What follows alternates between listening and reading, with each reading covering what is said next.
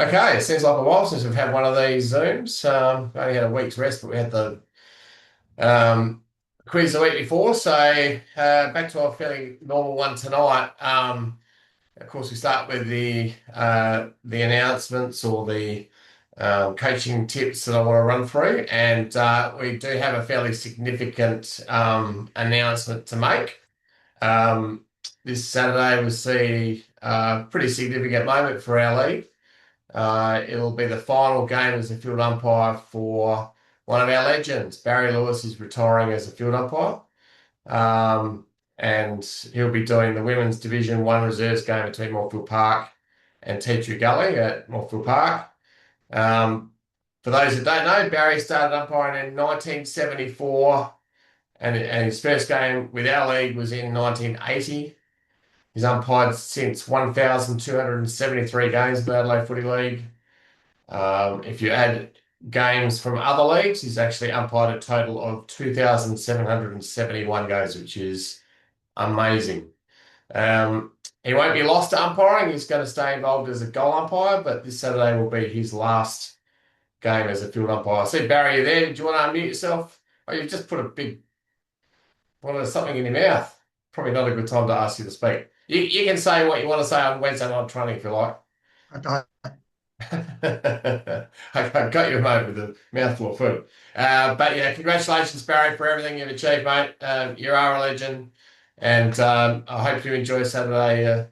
And I'm sure we'll acknowledge your contribution this week through a couple of different ways. But yeah, it's somewhat sad, but at the same time, it's a great chance to really acknowledge and celebrate someone who's put a huge amount into footy and umpiring. All right, so I want to just do a reminder uh, about runners. The league has a very low tolerance of runners doing anything other than delivering messages from a coach to players, and some of them are just past players that are injured or can't play anymore, and they feel like they want to keep staying involved. So we've got to keep a lid on them, and if they're stepping outside what they should be doing, we need to take some action. So if you notice them spending too much time on the ground, make sure you communicate that they need to deliver their message and get off. Stamp it out early before the boundaries are really pushed. Um, Free kicks and cards can be used if the warnings are ignored. And of course, there's inappropriate communication towards players and umpires. We certainly want cards being used. And if you choose to use a yellow card and not go a red, you can still send them off for the rest of the game if you so desire. The league will back you up on that. So it's not like a normal yellow card where they can come back after 10 minutes. If you choose to keep them off for the rest of the game, then so be it. Of course, if they overstep it where they deserve like a further penalty than that, issue a red card, and then we'll look at a further suspension during the week. But it's just something we really need to keep front of mind because a lot of the runners tend to take advantage of their role. Um, Okay, something that cropped up on the weekend, and I hadn't given it a lot of thought before, but it's something we do need to address. I've actually updated the umpire's manual, and I'll send something out with the email with like a document about some change room protocols. So there's a list of things that you probably just need to consider, things that years ago wouldn't have been an issue. Um, but we've got female umpires, we've got younger umpires, and probably the issue that arose on the weekend was involving a junior umpire with the senior umpire, and the senior umpire, I have no doubt, did it totally innocently and didn't even give it a second thought. But when you have open showers, and some of these change rooms aren't that good, if you choose to have a shower in front of an under 18 umpire, you leave yourself vulnerable to inappropriate accusations. And so in those situations where we don't have individual cubicles, and you want to have a shower, which I understand on the weekend it was cold, wet, and everyone was muddy, and quite often want a shower. Just come to an arrangement. So if you're having a shower, it's open shower. Wait till the underage umpire has left. And if it's an underage umpire that wants to have a shower, make sure you get out if you're an adult. It all makes common sense if you talk through in these days, of things that really can cause problems. But I guess we've been used to doing things for so long. Sometimes people don't think about these things, which is what happened on the weekend. And the junior umpire then, I guess, mentioned it to their parents, who contacted me and expressed their concerns. Not that the adult umpire did anything wrong; he just wanted to have a shower, but he should have just waited. And so, yeah, I guess it's meant that I've gone to the sample to ask for some change room protocols, which they've passed on, and I will add that to the umpire's manual. But I will just include that in the email that goes out.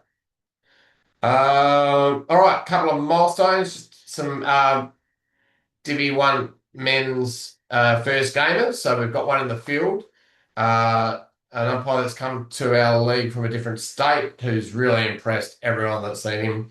Everyone that sees him just can't speak highly enough of him. So Gavin McGarville will be doing his first men's Divi 1 game this week. So what I Gav. And my young fella, Tyler Rouse, will be making his debut in Div 1 on the boundaries. So good luck to Gav and Tyler this weekend. All right, that's all the things on my list. Has anyone got anything that they wanted to raise before we go into the coaching video? All right. I see there's a few messages come through on the chat for Barry, but you all get your chance to see Barry this Wednesday night and pass on your congratulations and thoughts to him there. Okay, let's get, just bear with me. Colin, I've got one. Just trying to get the share feature working.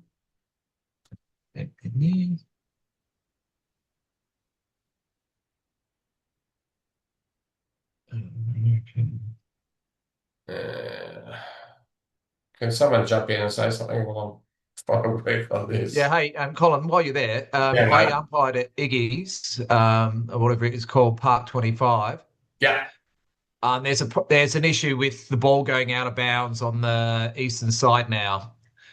Just anyone that umpires, Saka have imposed some rule. No one can go and get the ball in the construction area. So, Because of the works they're doing. no, because of there's some deep excavations for the new light towers, and so if you're umpiring there this week, make sure they've got a spare ball sitting there ready to go because Okay. just yeah, otherwise you're just going to be standing there for a couple of minutes trying to get a ball. Yeah. Thanks, Mark. Now, can you guys, Mark, can you see that coaching session video? Because I'm having problems here. Yep, yep. All right. It's just not. Okay. Right. Technology is not looking after me here. Okay. Well, all right. Michael Jeske, have you had a look at the video yet? Hi, Colin. Yes, I have, mate. Yes. Very good. All right. You can take us through your thoughts on the first video.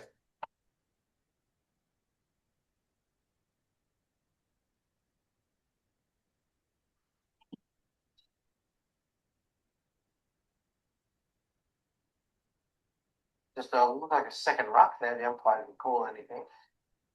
All right. What do you think?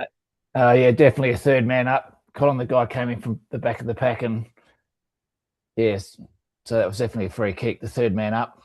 Okay. So Yep. that's sort of these days, that's a free kick. Last year when we didn't have it, it wasn't a free kick. It's not the reason I actually put the watch decision on, but certainly it's worth pointing out these days. If you see that happen, you pay a free kick. What do you think about the next part?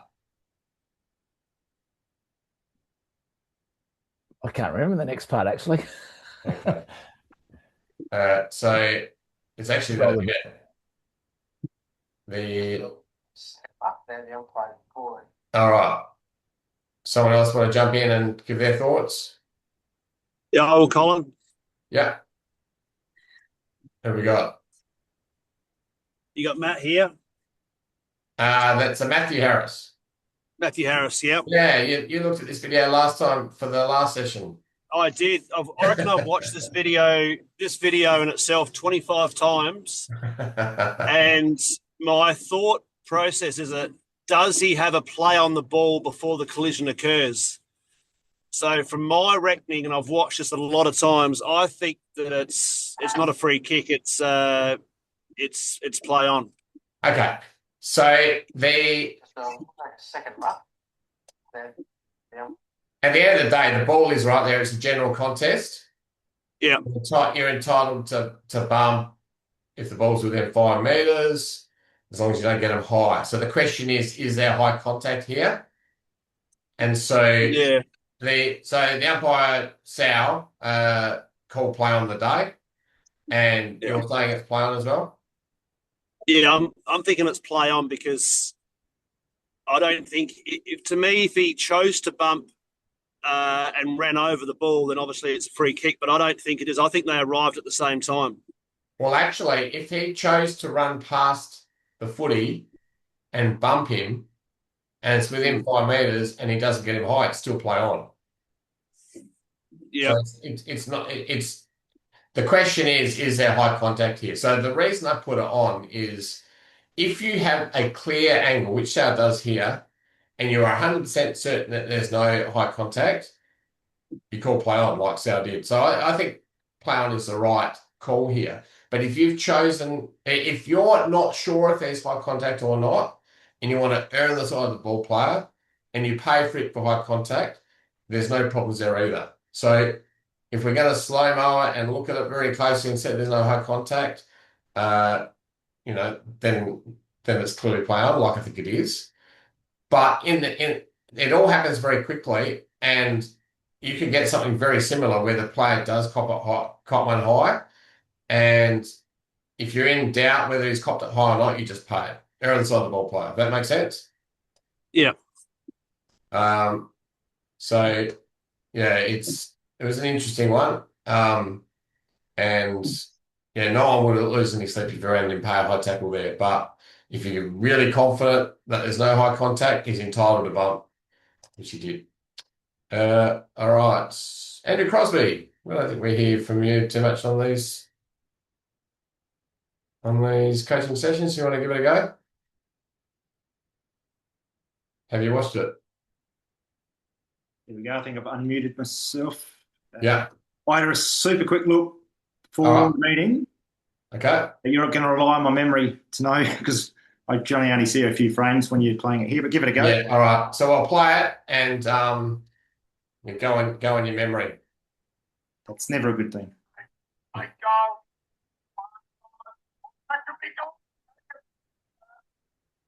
Umpire disagrees, gives him the benefit of the doubt given the conditions. Dry weather, that's holding the ball every day of the week. All right. What can you remember thinking? I remember thinking that it was pretty quick, so I don't think he had a lot of prior opportunity there. I think the tackle was legal from memory as well. So, yeah, I think I would call play on from memory. Okay. Anyone else want to add it? Jump in and Yeah, I'll jump in, Cole. Yeah. Yeah, so the first tackle, I'm with Croz on that. I think no prior. Ball spills out in the tackle, so play on. And then the second one, the player chooses to go to ground on the football. Is legally tackled. Ball doesn't come out, so I would have paid holding the ball on the second tackle. Thank you, Frank. Spot on. So yeah, Croz, you're right about the first one, but the second one, yeah. So the first one, if someone decided to pay holding the ball because they'd considered they've had a prior opportunity, you'd be pretty tough, but you could potentially argue it. But it's when he goes to ground and then takes possession and the pack develops that we really wanted to ping that one. So play on, my opinion, play on exactly what Frank said, and then holding the ball the second one. And the commentators want to bang on about, because they thought the first one was holding the ball, saying there was a prior. and they went on about how because it was rainy conditions, the the umpires were generous because of the rain. We shouldn't be changing our interpretation because of rain.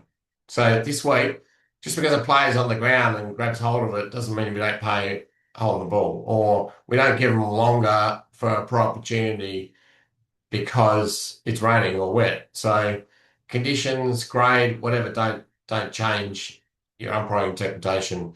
I guess with that first one, he's on his feet. If you're unsure whether it's been pro-op or not, because he's on his feet, you err on the side of the ball player, call play on. The second one, the err on the side of penalising the player that's on the ground that takes possession. So, yeah, thanks, Frank. We've got that one, and we've got another holding the ball decision. Next one, someone want to jump in and give their thoughts on these? Just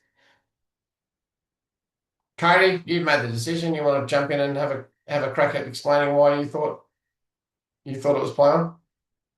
Hang on, mate. I'll no, play it someone else can. before you Oh, start. whatever. A couple of minutes. Yeah, great call from you. This deck is in superb nick. Luke Scott got a handball away, said the umpire. Hassanidi. All right. Go for it, mate. I thought he just didn't have enough pride to give him on the ball.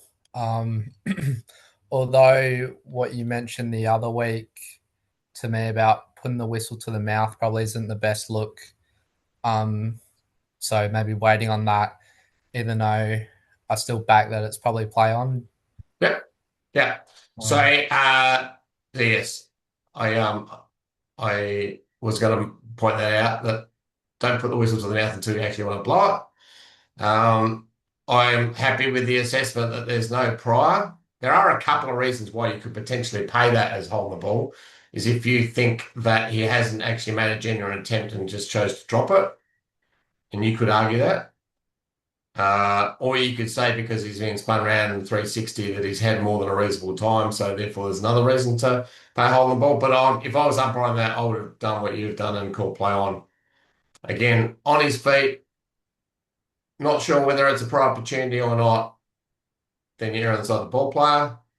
If they go to ground, we don't give the benefit of the doubt to the ball player. Anyone want to add anything to that? All right, let's go through the ruck contest video.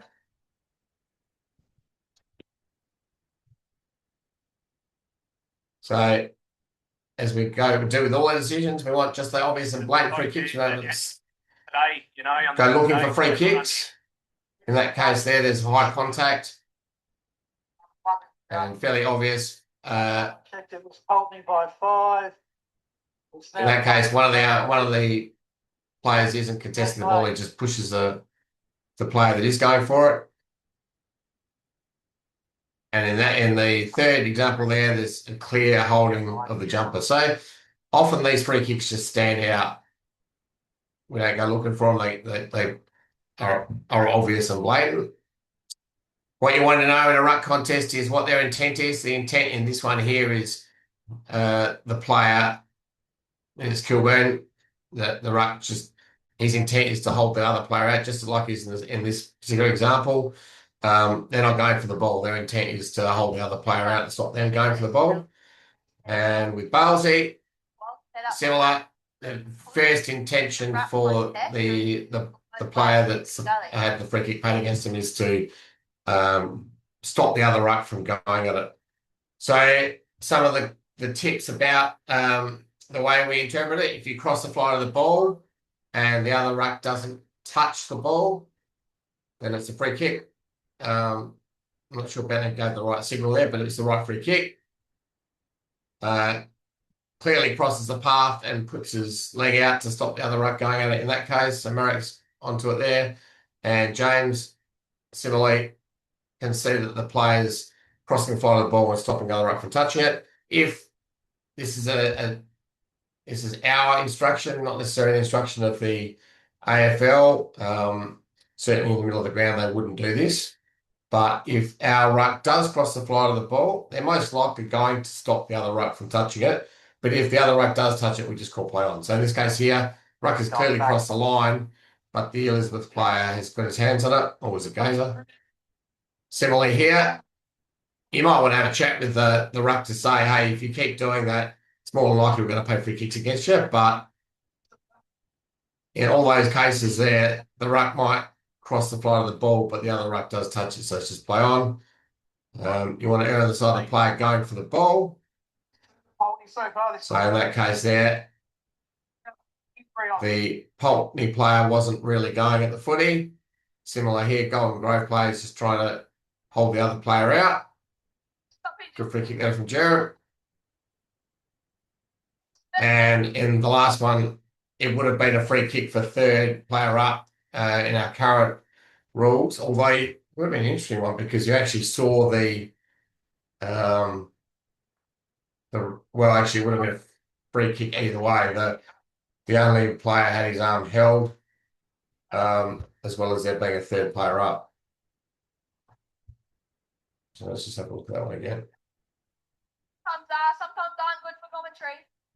Ross, third man up. So the only players had his arm held, and there's also a third player up there as well. Just on that one, Cole. Yeah. If that infringement is the other way, are you paying the third man up or the infringement? I think you pay whatever happens first. Yeah. So if it's a clear hold of the arm like there is there, yeah, you would pay that. But you probably want to have a chat with the other player going up and say, you're not going to do that. Player whose sole objective is to contest the ruck shall be permitted to do so. That's the final message on the video, and that's just a copy of the spirit of the law. All right. Any questions, comments, anything anyone wants to raise before we wind up?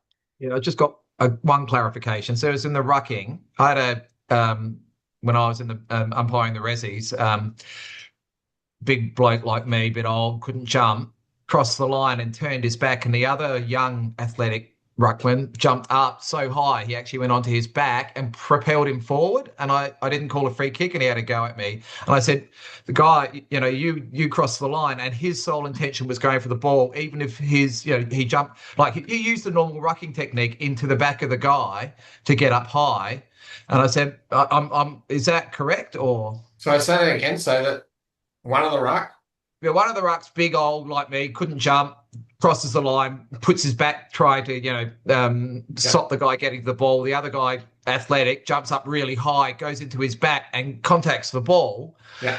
And I said, play on. And the other ruckman had a bit of a go at me. And I said, well, his whole sole intention was to get the ball. He didn't actually put his hands into your back or infringe you. You blocked him in essence, and his momentum drove him forward. He was wanting to push in the back or something, was he? Yeah. Yeah, no. Okay, cool. It's bad luck. Yeah, it sounds like, without having seen it the way you've described it, it's definitely yeah. Hey, Cole. Yeah, mate. I've just got a question.